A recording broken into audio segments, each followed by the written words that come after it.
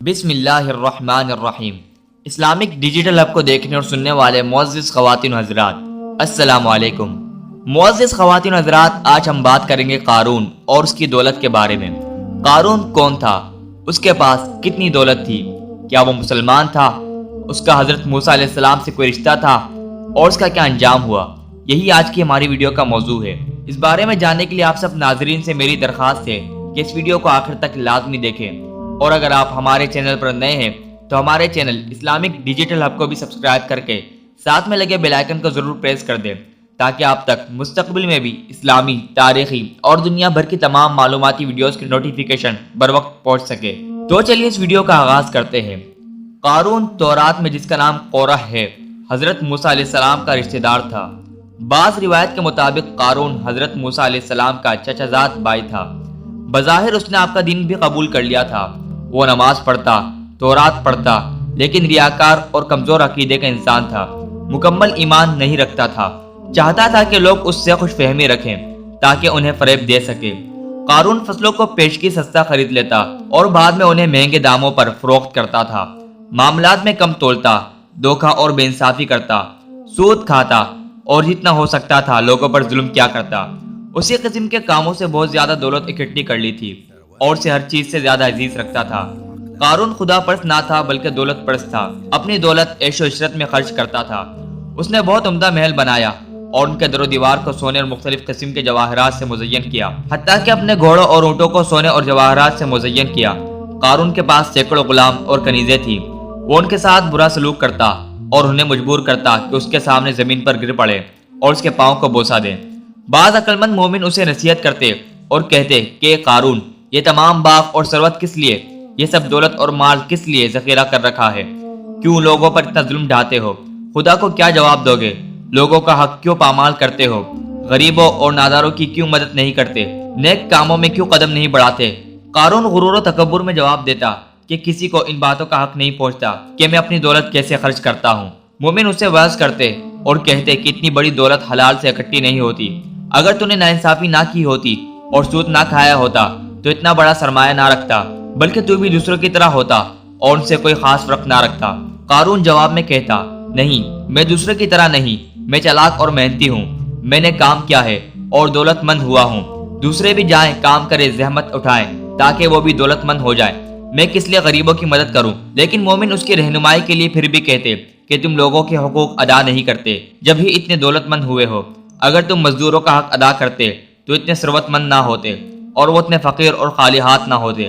اب بھی اگر چاہتے ہو کہ سعادت مند اور عاقبت بخیر ہو جاؤ تو اپنی دولت کو مخلوق خدا کی آسائش اور ترقی میں خرچ کرو۔ دولت کا انبار لگا لینا اچھا نہیں، دولت کو ان راستوں میں کہ جسے خدا پسند کرتا ہے خرچ کرو۔ لیکن قارون مومن کا مذاق اڑاتا اور ان کی باتوں پر ہنستا اور غرور اور بے اعتنائی سے انہیں کہتا کہ بے فائدہ مجھے نصیحت نہ کرو، میں تم سے بہتر ہوں اور اللہ پر زیادہ ایمان رکھتا ہوں، جاؤ اپنا کام کرو اور اپنی فکر کرو۔ ایک دن قارون نے بہت عمدہ لباس پہنا اور بہت عمدہ گھوڑے پر سوار ہوا اور اپنے محل سے باہر نکلا۔ بہت زیادہ نوکر چاکر بھی اس کے ساتھ باہر آئے۔ لوگ قارون کی عظمت و شکوہ کو دیکھنے کے لیے راستے میں کھڑے تھے اور اس قدر سونے اور جواہرات کے دیکھنے پر حسرت کر رہے تھے۔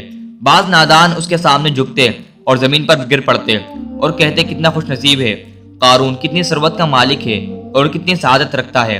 خوشحال قارون کتنی اچھی زندگی گزارتا ہے، کتنا سعادت مند اور خوش بخت ہے، کاش ہم بھی قارون کی طرح ہوتے۔ لیکن سمجھدار مومن کا دل ان لوگوں کی حالت پر جلتا، وہ انہیں سمجھاتے اور کہتے سعادت اور خوش بختی زیادہ دولت میں نہیں ہوا کرتی، کیوں اس کے سامنے زمین پر گر پڑتے ہو؟ ایک ظالم انسان کا اتنا احترام کیوں کرتے ہو؟ وہ احترام کے لائق نہیں۔ اس نے یہ ساری دولت گراں فروشی اور بے انصافی سے کمائی ہے، وہ سعادت مند نہیں۔ سعادت مند وہ انسان ہے جو خدا پر واقعی ایمان رکھتا ہو اور اللہ کی مخلوق کی مدد کرتا ہو اور وہ لوگوں کے حقوق سے تجاوز نہ کرتا ہو۔ ایک دن اللہ تعالیٰ کی طرف سے حضرت موسیٰ علیہ السلام کو حکم ہوا کہ دولت مندوں سے کہو کہ وہ زکوٰۃ دیں۔ حضرت موسیٰ علیہ السلام نے اللہ کا حکم دولت مندوں کو سنایا اور قارون کو بھی اطلاع دی کہ دوسروں کی طرح اپنی مال کی زکوٰۃ دے۔ اس سے قارون بہت ناراض ہوا اور سخت لہجے میں حضرت موسیٰ علیہ السلام سے کہا، زکوٰۃ کیا ہے؟ کس دلیل سے اپنی دولت دوسروں کو دوں؟ وہ بھی جائیں اور کام کرے اور محنت کرے تاکہ دولت کمائیں۔ حضرت موسیٰ علیہ السلام نے فرمایا، زکوٰۃ یعنی اتنی بڑی دولت کا ایک حصہ غریبوں اور ناداروں کو دے تاکہ وہ بھی زندگی گزار سکیں۔ چونکہ تم شہر میں رہتے ہو اور معاشرے کے فرد ہو اور ان کی مدد سے اتنی کثیر دولت اکٹھی کی ہے، اگر وہ تیری مدد نہ کرتے تو ہرگز اتنی دولت نہیں کما سکتا تھا۔ مثلا اگر تو بیابان کے وسط میں تنہا زندگی بسر کرتا تو ہرگز اتنا بڑا محل نہ بنا سکتا اور باغ آباد نہ کر سکتا۔ یہ دولت جو تو نے حاصل کی ہے ان لوگوں کی مدد سے حاصل کی ہے، بس تیری دولت کا کچھ حصہ بھی انہیں نہیں دے رہا بلکہ ان کے اپنے حق اور مال کو زکوٰۃ کے نام سے انہیں واپس کر رہا ہے۔ لیکن قارون نے حضرت موسیٰ علیہ السلام کی دلیل کی طرف توجہ نہ دی اور کہا، اے موسیٰ، یہ کیسی بات ہے کہ تم کہہ رہے ہو زکوٰۃ کیا ہے؟ ہم نے برا کام کیا کہ تم پر ایمان لے آئے ہیں؟ کیا ہم نے گناہ کیا ہے کہ نماز پڑھتے ہیں اور اب آپ کو خراج بھی دیں؟ حضرت موسیٰ علیہ السلام نے قارون کی تند روی کو برداشت کیا اور نرمی سے اسے کہا، اے قارون، زکوٰۃ کوئی میں اپنے لیے تو نہیں لے رہا ہوں بلکہ اجتماعی خدمات اور غریبوں کی مدد کے لیے چاہتا ہوں۔ یہ اللہ کا حکم ہے کہ مالدار غریبوں اور ناداروں کا حق ادا کریں، یعنی زکوٰۃ دیں، تاکہ وہ بھی محتاج اور فقیر نہ رہیں۔ اگر تو واقعی خدا پر ایمان رکھتا ہے اور مجھے خدا کا پیغمبر مانتا ہے تو پھر اللہ کے حکم کے سامنے سر تسلیم خم کر دے۔ اگر نماز پڑھتا ہے تو زکوٰۃ بھی دے، کیونکہ نماز بغیر زکوٰۃ کے فائدہ مند نہیں۔ تورات کا پڑھنا سمجھنے اور عمل کرنے کے لیے ہے، لیکن قارون نے حضرت موسیٰ علیہ السلام اور مومنین کی نصیحت اور موعظہ کی کوئی پرواہ نہ کی، بلکہ اس کے علاوہ مومنین کو اذیت بھی پہنچانے لگا اور حضرت موسیٰ علیہ السلام کے ساتھ دشمنی کرنے لگا، یہاں تک تہمت لگانے سے بھی دریغ نہیں کرتا تھا۔ حضرت موسیٰ علیہ السلام قارون کی گستاخی اور سخت دلی سے بہت ناراض ہوئے اور آپ کا دل ٹوٹا اور اللہ تعالیٰ سے درخواست کی کہ اس حریص اور ظالم انسان کو اس کے اعمال کی سزا دے۔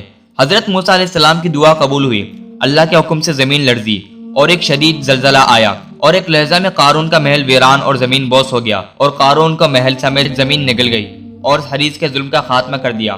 قارون خالی ہاتھ آخرت کی طرف روانہ ہوا تاکہ وہ اپنے برے کاموں کی سزا کو دیکھے اور اسے عذاب دیا جائے کہ آخرت کا عذاب سخت اور دائمی ہے۔ اس وقت وہ لوگ جو قارون کو سعادت مند سمجھتے تھے اور اس کی دولت کی آرزو کرتے تھے اپنی غلطیوں کی طرف متوجہ ہوئے اور توبہ کی اور کہا، کتنی بری عاقبت اور برا انجام ہے۔